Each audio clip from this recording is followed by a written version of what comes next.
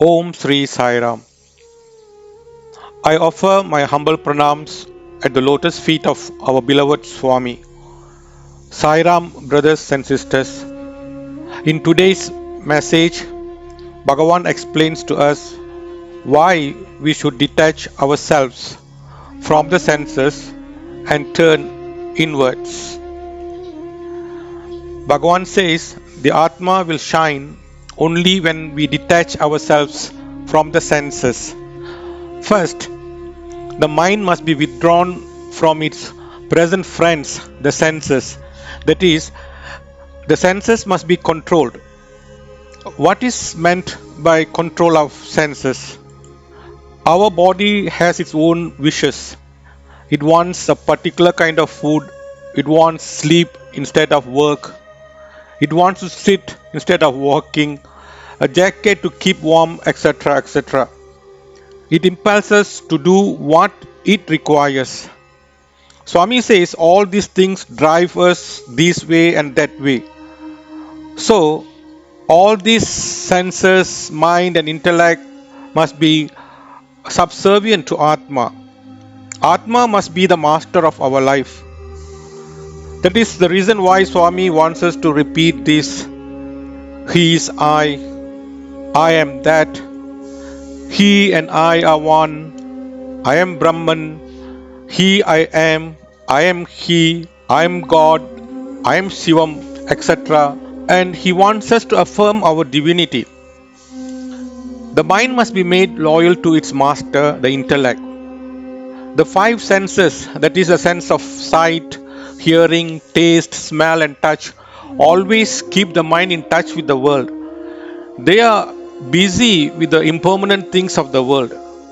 The senses always give the wrong impressions that only big bungalows, cars, fame, positions, and so on will give lasting happiness and peace. They drag us continuously to the cycle of birth and death. Actually, they deceive us, making us believe that all those things will give us happiness. But it is to the contrary, says Swami. Swami says that many who have come to seek help were very, very rich. Their wealth didn't give them the happiness they needed. Most of them were miserably unhappy. Swami says happiness is in union with God. To be happy, first the senses must be controlled. The simple formula given by Swami is see no evil, see what is good, hear no evil, hear what is good, talk no evil, talk what is good, think no evil, think what is good. The grain, that is the permanent, must be separated from the chaff, impermanent, through the exercise of viveka, that is discrimination. The mind must listen to the intellect. Intellect will discriminate and lead one to unity, that is to liberation. Senses will drag the mind to diversity and will bind us to worldly pleasures which are not permanent. When we light the lamp and keep it in a room with all its five windows open, the wind will blow the flame out. To keep the lamp burning, the windows must be closed. The senses are the windows. The flame is the mind concentrating on the single purpose of God realization. Our mind is a fine instrument. It is responsible for our bondage or liberation. Follow the senses, we are bound. Follow the intellect, we will be liberated. If the mind withdraws from the senses, then it will get advice from the intellect. So, the mind has to withdraw from the senses to get guidance from the intellect. When the mind is not disturbed by senses, peace is attained. Swami says, master the mind and become the mastermind. How to master the mind? It is done through several ways. It can be done through Abhyasa Yoga, that is practice, repetition of God's name, persistent inquiry, detachment, and discrimination, and so on.